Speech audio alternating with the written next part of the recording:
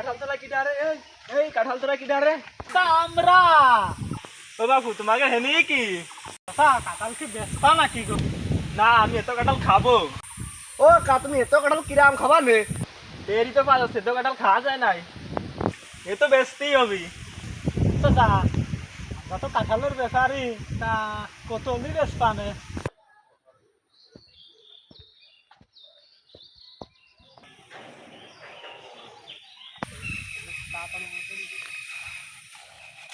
কাঁঠাল তো গাছে সেরকম নেই, দেখি মধ্যে তো তখন আইসে দেই কত লি বেচা যায়।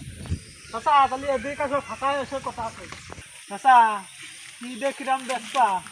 তোমরা কি দেখি রান্নিবা? আমি তো কেজি হিসেবে বেশি। পাগল ঠাপা নাকি কেজি হিসেবে কেউ কাঁঠাল কেনে? তুমি কি কও? আমি তো রুয়া আগুনেও বেশি। চাচা ওই কাঁঠাল তো কেজি হিসেবেও কিনবো না, নোয়া হিসেবেও কিনবো না, কাঁঠাল কিনবো পিস হিসেবে। পিস কত নিবা? তা পিস প্রতি কয় টাকা দিতে চাচ্ছ? তোমার গাছ বাবু তুমি কও কত কি কিরাম দিয়া লাগবে না? আমার কাঁঠালে তো সহজ বিক নোয়া হয়।